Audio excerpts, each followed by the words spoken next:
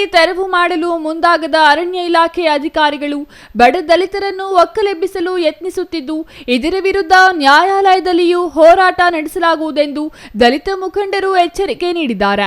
ಚಿಕ್ಕಬಳ್ಳಾಪುರ ನಗರ ಹೊರವಲಯದ ಅರಣ್ಯ ಇಲಾಖೆ ಕಚೇರಿ ಎದುರು ನಡೆಯುತ್ತಿರುವ ಅನಿರ್ದಿಷ್ಟ ಧರಣಿ ಸ್ಥಳದಲ್ಲಿ ಮಾತನಾಡಿದ ದಲಿತ ಮುಖಂಡರಾದ ಕೆಸಿ ರಾಜಕಾಂತ್ ಅವರು, ಬಿವಿ ವೆಂಕಟರಮಣ ಸೇರಿದಂತೆ ಇತರರು ಚಿಕ್ಕಬಳ್ಳಾಪುರ ನಂದಿ ವೈದ್ಯಕೀಯ ಕಾಲೇಜಿಗೆ ನೀಡಿರುವ ಜಾಗ ಅರಣ್ಯ ಇಲಾಖೆಗೆ ಸೇರಿದ್ದು, ಈಶಾ ಫೌಂಡೇಶನ್ಗೆ ಸರ್ಕಾರ ನೀಡಿರುವ 88 ಎಕರೆ ಜಮೀನು ಅರಣ್ಯ ಇಲಾಖೆಗೆ ಸೇರಿದ್ದು, ವಿಶ್ವೇಶ್ವರಯ್ಯ ತಾಂತ್ರಿಕ ವಿದ್ಯಾಲಯಕ್ಕೆ ನೀಡಿರುವ ಜಾಗವು ಅರಣ್ಯ ಇಲಾಖೆಗೆ ಸೇರಿದ್ದಾಗಿದೆ.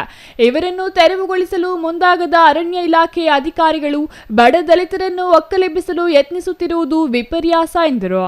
ಆ ಭೂಮಿಯನ್ನು ವಶಪಡಿಸ್ಕೊಳ್ಳಕ್ಕೆ ಇವ್ರು ತಾಕತ್ತಿಲ್ಲ. ಆದ್ರೆ ಪಾಪ ಬಡವ್ರು ಯಾರೋ ಒಬ್ಬರು ಇಬ್ಬರು 1 ಎಕರೆ 2 ಎಕರೆ ಜಮೀನು ಉಳುಮೆ ಮಾಡೋಕ್ಕೋದ್ರೆ ಅವ್ರ ಭೂಮಿಗಳನ್ನು ಕಿತ್ಕೊಳಕ್ಕೆ ಹೋಗ್ತಾ ಇದ್ದಾರೆ.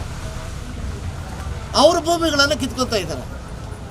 ಇವತ್ತು ನಾವೆಲ್ಲ ಕೂಡ ಈಶಾ ಫೌಂಡೇಶನ್ ಹತ್ರ ನೋಡ್ತಾ ಇದ್ದೀವಿ. ಆವಲಗುರ್ಕಿ ಸರ್ವೆ ನಂಬರು ಮತ್ತು ಈ ಕಡೆ ಎಲ್ಲ ಕೂಡ ಸುಮಾರು ಗೋಕಾಡು ಜಮೀನಿದೆ. ಅದು ಅರಣ್ಯ ಇಲಾಖೆಗೆ ಸೇರಿರ್ತಕ್ಕಂಥ ಪ್ರಾಪರ್ಟಿಗಳು. ಇವತ್ತು ಅಂಥ ಅರಣ್ಯ ಇಲಾಖೆ ಪ್ರಾಪರ್ಟಿಯಲ್ಲಿ 80ರಿಂದ 85 ಎಕರೆವರೆಗೂ ಈಶಾ ಫೌಂಡೇಶನ್ ಅವರು ಅಲ್ಲಿ ಹ್ಯಾಂಡ್ ಓವರ್ ಮಾಡಿಕೊಂಡು ಅವ್ರದ್ದೇ ಅಂತ ಒಂದು ಕಲ್ಚರಲ್ ಆಗಿ ಬೇರೆ ಬೇರೆ ಎಲ್ಲ ಕೂಡ ನಡೆಸೋದಕ್ಕೆ ಪ್ರಾರಂಭ ಮಾಡಿದ್ದಾರೆ. ನಿಮ್ಮ ಅರಣ್ಯ ಇಲಾಖೆಯವ್ರು ಏನು ಮಾಡ್ತಾಯಿದ್ದೀರಿ? ಅವ್ರನ್ನ ಕಿತ್ಕೊಳ್ಳೋಕೆ ಶುರು ಮಾಡಿಲ್ಲ. ಶ್ರೀಮಂತರಿಗಾದರೆ ಒಂದು ರೀತಿ ನ್ಯಾಯ, ಬಡವರಿಗಾದರೆ ಇನ್ನೊಂದು ರೀತಿ ನ್ಯಾಯನಾ? ಇದೇನಾ ಪ್ರಜಾಪ್ರಭುತ್ವ ಅಂತಕ್ಕಂಥದ್ದು? ಇದೇನಾ ಈ ದೇಶದ ಸಂವಿಧಾನ ಅಂತಕ್ಕಂಥದ್ದು? ಇದೇನಾ ಈ ನಾವೆಲ್ಲ ಕೂಡ ಪ್ರತಿಯೊಬ್ಬ ಮನುಷ್ಯರಿಗೂ ಕೊಡ್ತಕ್ಕಂಥ ಗೌರವ? ಹೆಂಗೆ ಈಗ ಒಂದೊಂದು ದಿನ ಒಂದೊಂದು ಲೆಟ್ರನ್ನ ಇಲ್ಲಿರ್ತಕ್ಕಂಥ ಡಿಸ್ಟ್ರಿಕ್ಟ್ ಕನ್ಸರ್ವೇಟರು ಇವರೆಲ್ಲ ಕೂಡ ಬರೆಯೋಕ್ಕೆ ಶುರು ಮಾಡಿದ್ದಾರೆ. ಶಾಸಕರು ಬಡವರ ಪರ ಕೆಲಸ ಮಾಡಬೇಕು. ಶಾಸಕರು ಅಂಬೇಡ್ಕರ್ ಫೋಟೋ ಹಿಡಿದರೆ ಸಾಲದು, ದಲಿತರಿಗೆ ಜಮೀನು ಕೊಡಿಸಲು ಶ್ರಮಿಸಬೇಕು.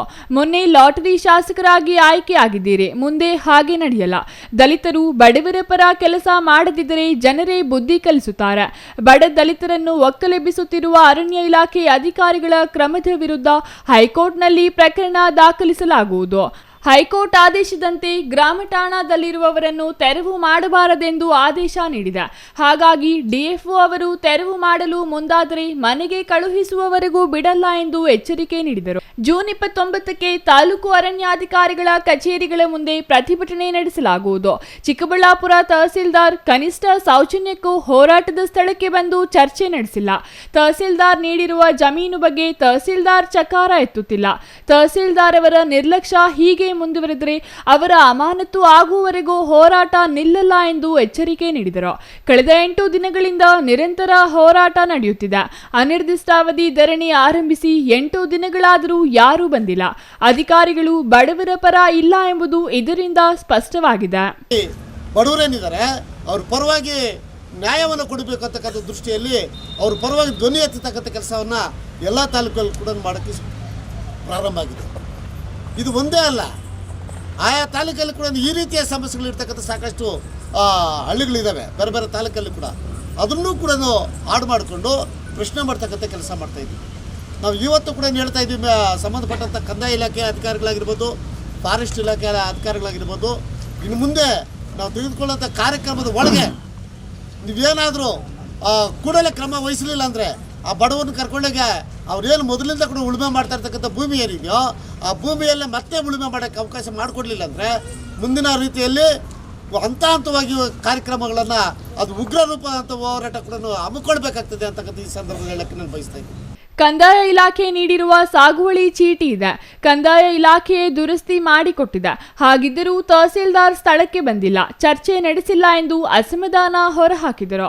ಸಮಸ್ಯೆ ಪರಿಹಾರದ ಬಗ್ಗೆ ಗಮನ ಹರಿಸದ ತಹಸೀಲ್ದಾರ್ ಅವರು ಬಡವರ ಪರ ಇಲ್ಲ, ದಲಿತರ ಪರ ಇಲ್ಲ.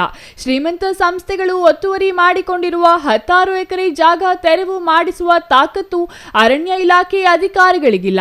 ಬಡವರು 1 ಎಕರೆ ಉಳುಮೆ ಮಾಡಿ ಜೀವನ ಮಾಡುತ್ತಿದ್ದರೆ ಅದನ್ನು ವಶಕ್ಕೆ ಪಡೆಯಲು ಮುಂದಾಗಿದ್ದಾರೆ.